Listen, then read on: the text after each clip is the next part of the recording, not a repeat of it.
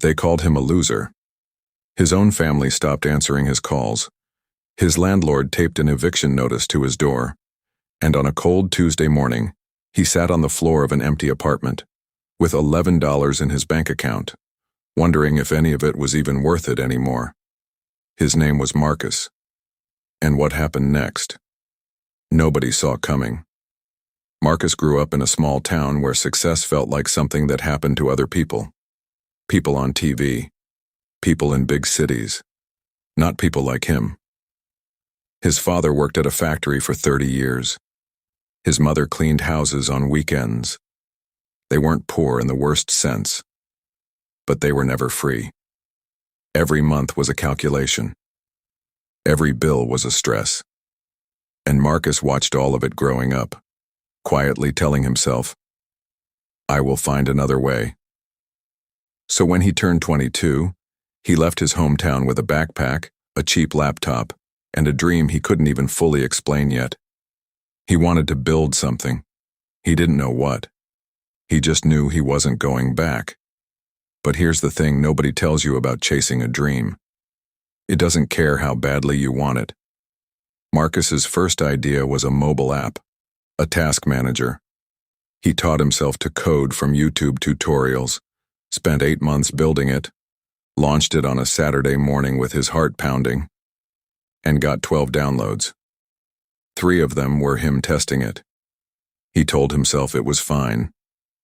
He'd try something else. Failure number 2.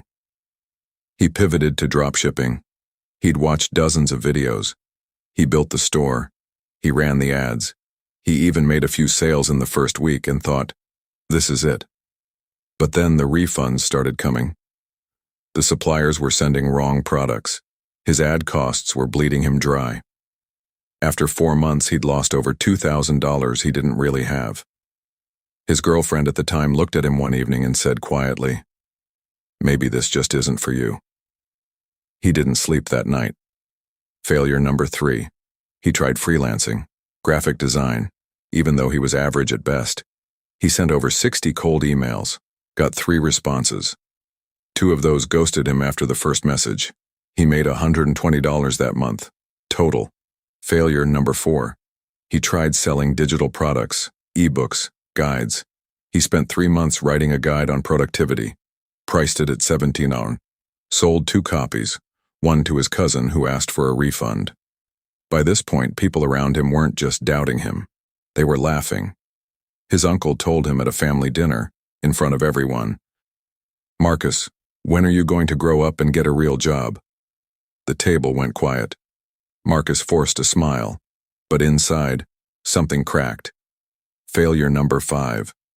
His last attempt before everything changed was a print-on-demand clothing brand. He had designs made. He built the store.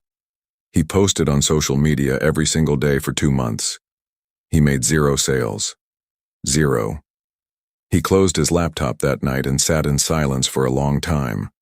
He was 26 years old, nearly broke, and had failed at 5 different businesses. And the worst part? He had no idea what he was doing wrong. Now here's where the story takes a turn, because most people at this point would have quit. And honestly, no one would have blamed them.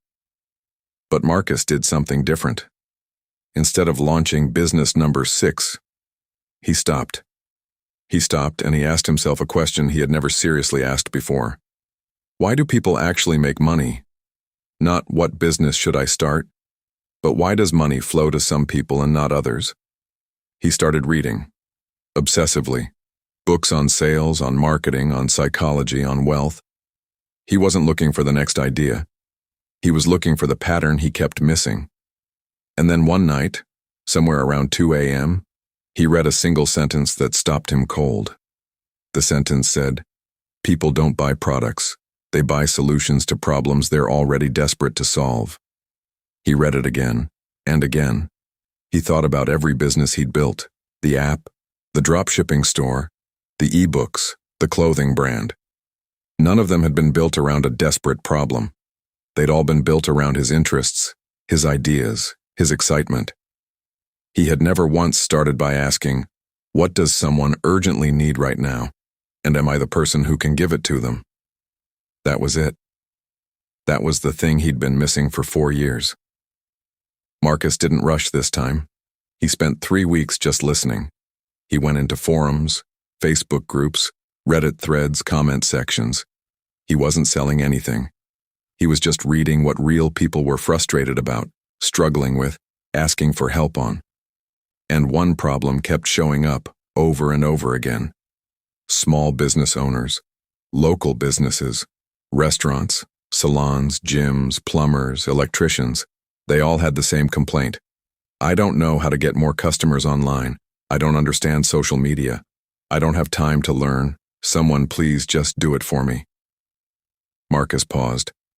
He knew social media, not expertly, but better than a 55-year-old restaurant owner who was still printing flyers. What if that gap, that small gap in knowledge, was enough? He reached out to 5 local businesses, not with a polished pitch, not with a website or a portfolio, just an honest message. I help small businesses get more customers through social media. I'd like to do it for your business for free for 30 days. If you see results, we can talk about working together. 3 of the 5 said yes. He worked harder those 30 days than he ever had in his life. He made content. He ran ads. He replied to comments. He tracked every single number. And then something happened he wasn't expecting. One of the businesses, a small family pizza place, saw a 40% increase in orders in 3 weeks. The owner called him personally. He told Marcus he'd been in business for 22 years, and that had been his best month in recent memory. Then he asked Marcus, "What do you charge?" Marcus almost said $200, but something stopped him. He thought about the value. He thought about what a 40% sales increase was worth to that man. He said $800 a month. There was a pause on the line. Then the owner said, "Deal.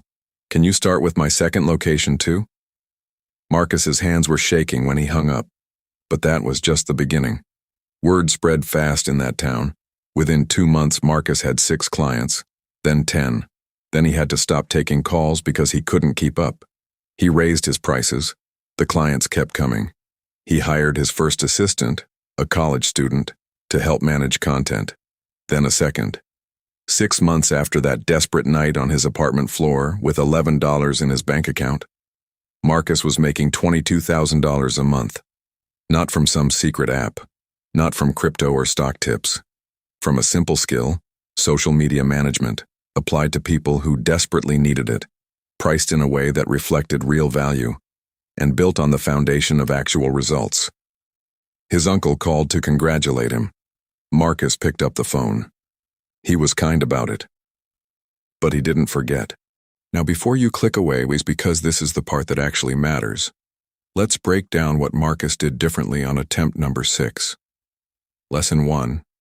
Start with the problem, not the product.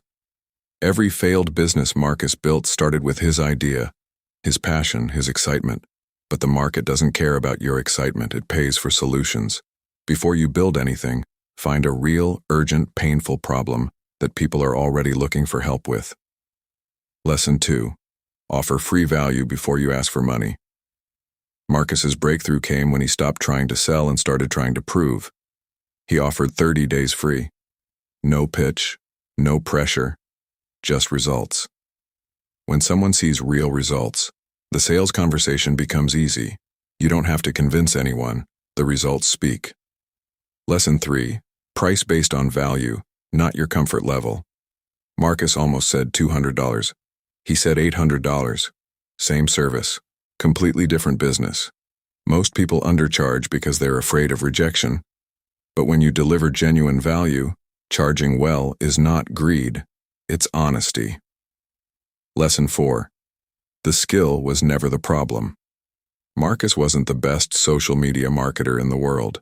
He was better than the people who needed help. You do not need to be an expert. You need to be ahead of the person you're serving. Whatever you know about cooking, fitness, writing, tech, design, languages, anything. There is someone out there who will pay you for that knowledge right now. Marcus failed 5 times. 5 times, he built the wrong thing in the wrong way for the wrong reasons. But the sixth time, when he stopped chasing ideas and started solving problems, everything changed. And here's what I want you to think about. You might be in the middle of your own failure right now. Maybe it's attempt 1. Maybe it's attempt 4. Maybe you've been told, like Marcus was, that you should just give up and get a real job. Don't.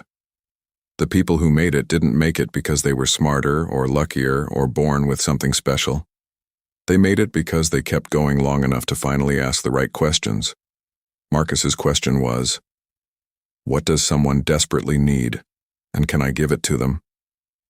That question changed his life. Maybe it can change yours too. Now I want to hear from you.